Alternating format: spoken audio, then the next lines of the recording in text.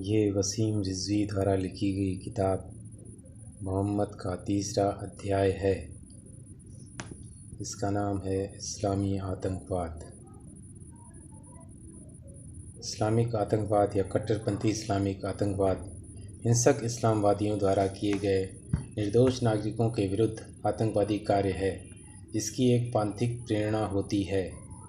इस्लामी आतंकवाद अपने को मुसलमान कहने वाले चरमपंथियों द्वारा किए गए आतंक को इस्लामिक आतंकवाद कहते हैं। ये तथाकथित अपने भांति भांति के राजनीतिक उद्देश्यों की पूर्ति के लिए आतंक फैलाते हैं। इस्लामी आतंकवाद के कारण सबसे अधिक घटनाएं और मौतें Bharat, Iraq, Afghanistan, Nigeria, Yemen, Somalia, Syria और माली में हुई हैं। ग्लोबल टेररिज्म इंडेक्स के अनुसार 2015 में इस्लामिक आतंकवाद से सभी मौतों के 74% के लिए इस्लामिक चरमपंथी समूह उत्तरदायी थे। ISIS, बोको हराम, तालिबान और अल-कायदा जैसे संगठन इसके लिए उत्तरदायी माने गए। सन 2000 के बाद से ये घटनाएं वैश्विक स्तर पर बढ़ती गई हैं, जो न केवल अफ्रीका और एशिया में मुस्लिम बहुल राज्यों को प्रभावित करती हैं, बल्कि गैर मुस्लिम बहुमत वाले राज्यों को जैसे संयुक्त राज्य America, United kingdom, France, Germany, Spain, Belgium, Sweden, रूस, ऑस्ट्रेलिया, कनाडा, श्रीलंका, इज़राइल, चीन, भारत और फिलीपींस को भी प्रभावित करती हैं। इस प्रकार के हमलों ने गैर मुस्लिमों को निशाना बनाया है। एक फ्रांसीसी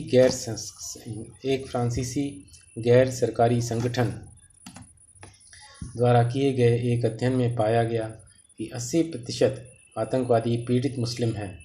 सबसे अधिक प्रभावित मुस्लिम बहुल क्षेत्रों में इन आतंकवादियों को सशस्त्र स्वतंत्र प्रतिरोध समूहों, राज्य प्रायोजित आतंकवादी संगठन और उनके समर्थकों और अन्य जगहों पर प्रमुख इस्लामी आंकड़ों से आने वाली निंदा द्वारा मिले हैं।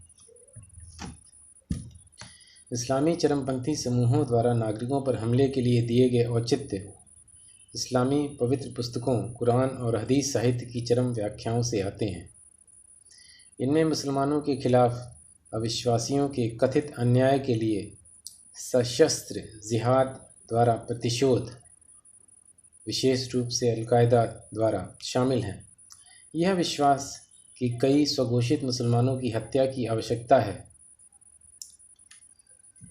क्योंकि उन्होंने इस्लामी कानून का उल्लंघन किया है और वास्तव में अविश्वासवादी हैं, काफिर, विशेष रूप से इस्लामी राज्य जिसमें कि ISIS का नाम आता है के रूप में खलीफा को बहाल करके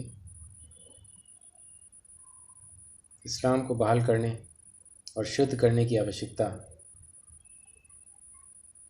शहादत की महिमा और स्वर्गीय पुरस्कार, अन्य सभी पंथों पर इस्लाम की सर्वोच्चता।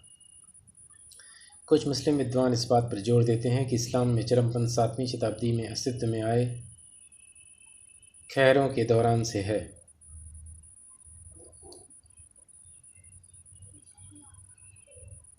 अपनी अनिवार्य राजनीतिक स्थिति से उन्होंने चरम सिद्धांत विकसित किए जो उन्हें मुख्य धारा के सुन्नी और शिया मुसलमानों दोनों से अलग करते हैं। खारजियों को विशेष रूप से तकरीर के लिए कट्टरपंथी दृष्टिकोण अपनाने के लिए जाना जाता था, जिससे उन्होंने घोषणा की कि अन्य मुस्लिम अविश्वासी थे और इसलिए मृत्यु के योग्य थे।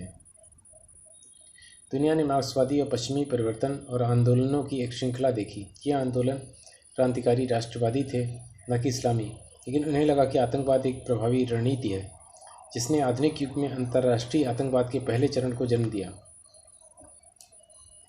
6 दिवसीय युद्ध के बाद फिलिस्तीनी नेताओं ने महसूस किया कि अब अरब दुनिया इजराइल को नियमित युद्ध में नहीं हरा सकती। फिलिस्तीनी समूहों ने तब क्रांतिकारी आंदोलनों का अध्ययन किया, जिससे उन्हें शहरी क्षेत्रों में गुरिल्ला युद्ध से आतंकवाद पर ध्यान केंद्रित करने में सहायता मिली। इन आंदोलनों ने पूरी दुनिया में आतंकवादी रणनीति फैलाई। 6 दिवसीय युद्ध बनाम इजराइल में अरब राष्ट्रवादियों की विफलता के बाद पांथिक रूप से प्रेरित समूह मुस्लिम भाईचारे के प्रसिद्ध होने के साथ सऊदी अरब के समर्थन से प्रभाव में वृद्धि हुई और मध्य पूर्व में पंथ निरपेक्ष राष्ट्रवादियों के साथ टकराव में आ गया। 1979 की ईरानी क्रांति अंतर्राष्ट्रीय इस्लामी आतंकवाद की एक प्रमुख घटना थी। सोवियत अफगान युद्ध और 1979 से 1989 तक चलने वाले निम्नलिखित मुजाहिदीन टकराव ने इस्लामी आतंकवादी समूहों को अनुभवी जिहादियों में परिवर्तित किया। 1996 में गठन के बाद से अफगानिस्तान में पाकिस्तान समर्थित तालिबान सैन्य समूह ने आतंकवाद के राज्य प्रायोजकों से जुड़ी कई विशेषताओं का अधिग्रहण किया है।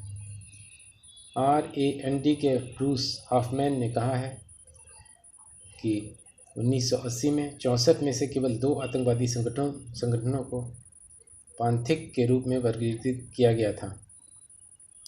1995 तक 56 आतंकवादी संगठन पांथिक रूप से प्रेरित थे। इन समूहों में इस्लाम पंथ की कट्टरता थी। 1989 से पांथिक चरमपंथी अपने तत्काल क्षेत्र के बाहर लक्ष्य पर हमला करने के लिए अधिक सचेत थे। वर्ल्ड ट्रेड सेंटर की 1983 की बमबारी और 2001 के 11 सितंबर के हमले इस प्रवृत्ति को दर्शाते हैं। जर्मन अखबार वेल्ट एंड सोनटैक के शोध के अनुसार 11 सितंबर 2001 और 21 अप्रैल 2019 के बीच 31,221 इस्लामवादी आतंकवादी हमले हुए, जिनमें कम से कम 1,46,811 लोग मारे गए, जिनमें से कई पीड़ित मुस्लिम थे। इस्लामी आतंकवादियों की प्रेरणा सदैव विवादित रही है। कुछ लोग जैसे जेम्स एल पायने ने इसे यूएस पश्चिम यहूदी आक्रामकता, उत्पीड़न और मुस्लिम भूमि और लोगों के शोषण के विरुद्ध संघर्ष के लिए उत्तरदायी ठहराया है। डेनियल बेंजामिन और स्टीव साइमन ने अपनी पुस्तक the age of sacred terror में लिखा है कि इस्लामी आतंकवादी हमले विशिष्ट रूप से पांथिक हैं। उन्हें एक संस्कार के रूप में देखा जाता है। ब्रह्मांड को बहाल करने का इरादा एक नैतिक आदेश है जो इस्लाम के दुश्मनों द्वारा दूषित किया गया था। यह न तो राजनीतिक या रणनीतिक है, बल्कि मोचन का कार्य, अर्थात ईश्वर के अद्भुत को नकारने वाले को अपमानित करना और उनका वध करना है। चार्ली हेब्डो के ऊपर गोलाबारी के लिए उत्तरदायी कोईची भाइयों में से एक ने फ्रांसीसी पत्रकार को यह कहते हुए सुलाया, हम पैगंबर मोहम्मद के रक्षक हैं। इंडोनेशियाई इस्लामी नेता याह्या चेली स्टॉक्स के 2017 के टाइम मैगजीन के साक्षात्कार में शास्त्रीय इस्लामी परंपरा के भीतर मुसलमानों और गैर मुस्लिमों के संबंध अलगाव और दुश्मनी में से एक माना जाता है।